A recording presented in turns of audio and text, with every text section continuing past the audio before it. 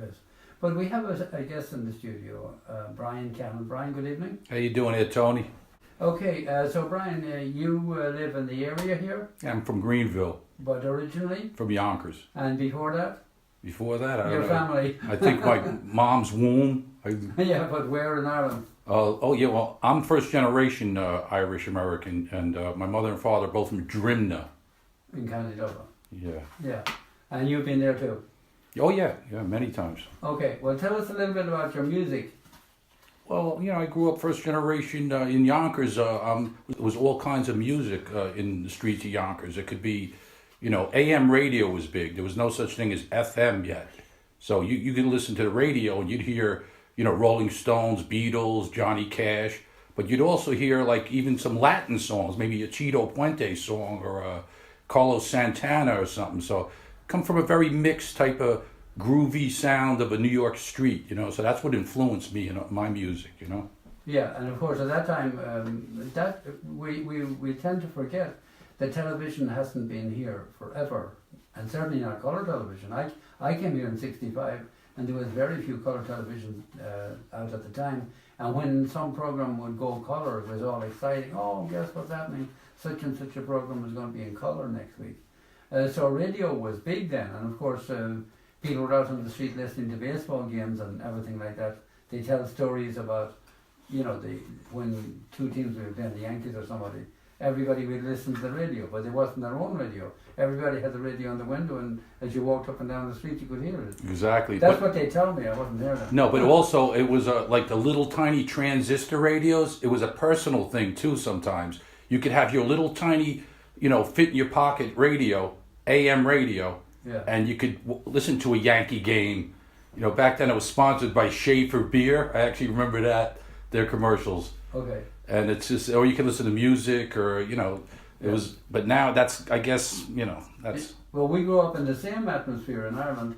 We had no electricity, and the radio had a dry battery and a wet battery, and the dry battery lasted about 3 months, and the wet battery lasted 6 weeks.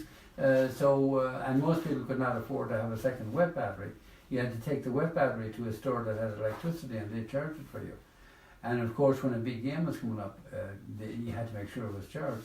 But at that time, people would go into other people's house just to listen. Not everybody had a radio.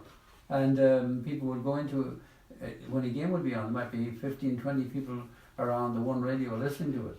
And of course, then people got radios, and eventually we got electricity. And next thing you know, we all had television. Yeah, same thing with television. Like you'd have to be rich to have a television in your house when they first came out. So the whole neighborhood would be tucked into one little place, and there'd be 50 people watching, whatever's on TV. Right. Well, I remember my uncle and aunt buying a colour television. I don't know what year they bought them, but I remember it cost $350, and that was a lot of money. That was many weeks' pay. What year? What year you think? 1965. 65. So the average, like a 3-bedroom apartment in Yonkers, back in 1965, was like $60 a month. That was an expensive one. Yeah. So $350 was you could a lot of money. You could imagine. You could buy a good used car for $350. Exactly. So, and I remember the television they got was not a good particular one. I had to go back 4 or 5 times before, and even then they weren't happy with it. It wasn't working well. It's funny you should mention that, because I actually remember this guy in Yonkers. His name was Ben Longwood, and he was a TV repairman. And him and my father used to teach judo at the YMCA in Yonkers. They were both black belts in judo, and they would teach.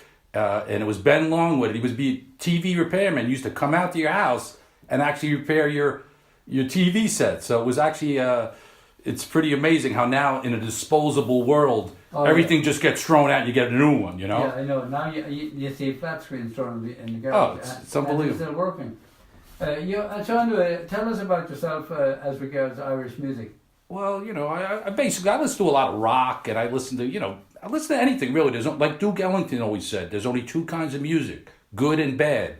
So I was the kind of person I could listen to everything. I mean, I love the Bee Gees. I love Motorhead. Hendrix was great. But Black Sabbath, Led Zeppelin. That was kind of more my era. Right. Okay. Well, I'm sure there's people in Ireland who listen to it as well. And look at the what was that Commitment? They made a great movie about jazz. Remember that particular one? Yes, Commitment? yes, I do. Yeah. So there's a great love of all kinds of music in Ireland, and I'm trying to bring back Irish to it now, by the way. Well, hey, you're doing a good job. You're like last of the Mohegans over here. There's not too many years left, you know. Right, I know. Yeah, I'm the only Irish program up here in the Catskills now. I know, and previously there used to be 2 or 3, but now I'm the last one. Oh, by the way, let me just say, when I say last of the Mohegans, I don't want no Mohegans calling up that are offended. It's a figure of speech, you know what I mean? I don't want any Elizabeth Warren fans calling, with the, Pocahontas over here, Okay. All right, so you write and sing, and you have a band, and I play most of the instruments on all my records, and I write all the material, and I always have like a comedic twist. Like the song you listen to now is called "My Heart's in Ireland, My Liver's in New York." So I like to be entertaining, but also a little bit, people having fun about it. Okay, so we have bits of you here and bits of you there, and we're going to play it. How's that?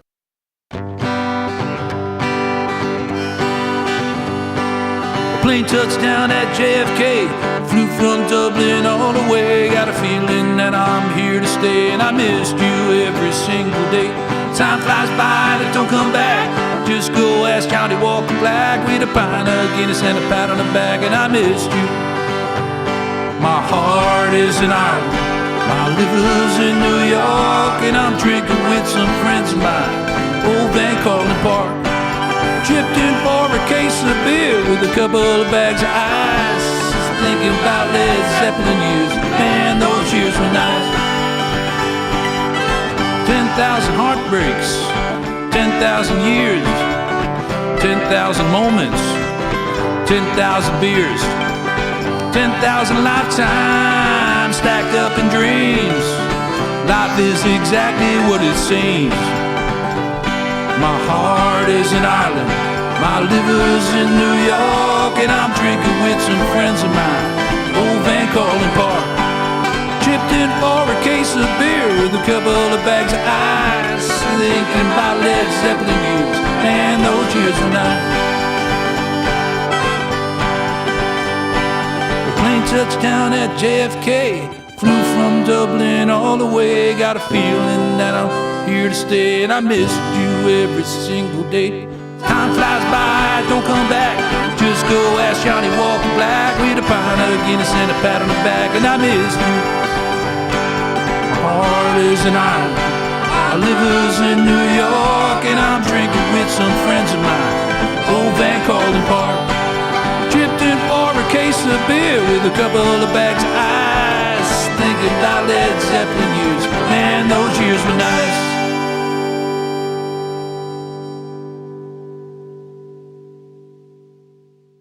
And there we had My Heart's in Ireland and My Liver's in New York.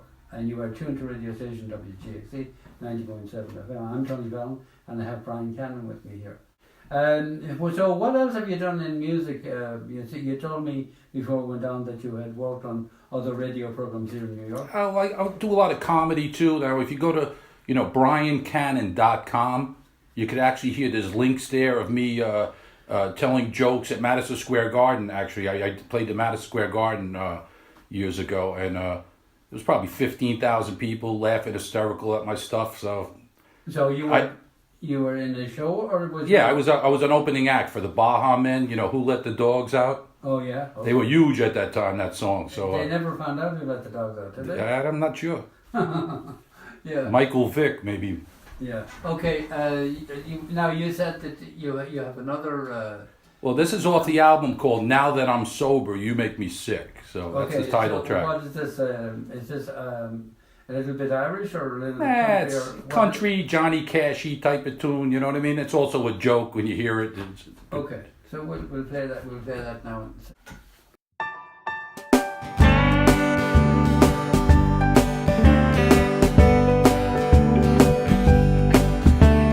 There was a time that I loved you, trusted you with my life, held no one above you, asked you to be my wife. Funny in life, things can change and they turn around oh so quick.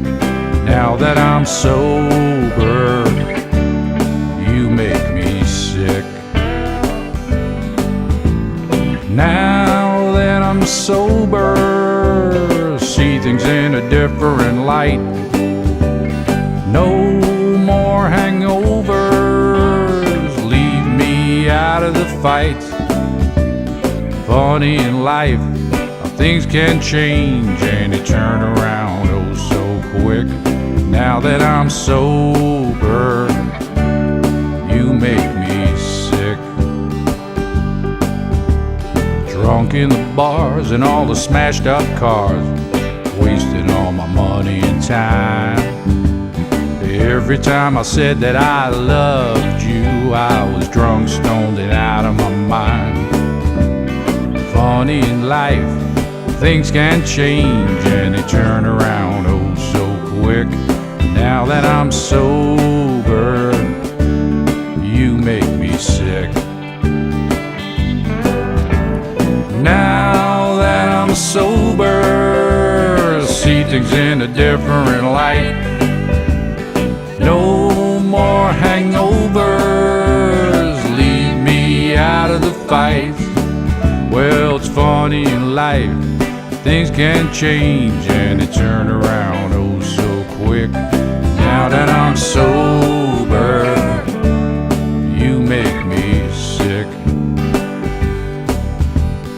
There was a time that I loved you, trusted you with my life, held no one above you, asked you to be my wife.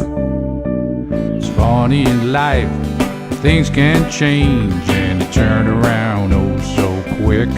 Now that I'm sober, you make me sick.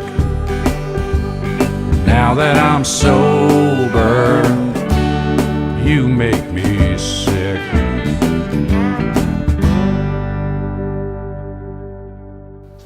Well, there we had the song called Now That You're Sober, You Make Me Sick. And we have the writer and the singer, Brian Cannon, here with us, and he's singing in the area all the time. Where are some of the places you sing, Brian? Well, I kind of make the rounds up here in the summertime. Gavin's at the Irish Festival, Blackthorn, Shamrock House, Catskill Point, and then, just... unfortunately, as the years go by, there's less and less. Because I'm happy to see that McGrath's came back, because there were people worried there for a while. The next generation have stepped in there and now they're keeping that open. And I understand that Furlongs, which was sold 4 or 5 years ago, is under construction at the moment. And there's another house in East Durham that used to be a bar or a business at one time, is there's reconstruction going on too. But the indication there that Furlongs is going to reopen, and of course that's been closed for many years. That was owned by Tom Furlong, the great football player from Offaly, and it was a well-known place for people to congregate, and I think they used to have the games and so on. And it's also the name of the great guitar player Robbie Furlong. Okay. And he's like a guitar legend up in East Durham, and he's actually living in Philadelphia now. But this weekend he's actually in Wexford doing a festival. Oh yeah. But he's from he's an old Irish guy, an old diehard. You hear all the stories these guys have.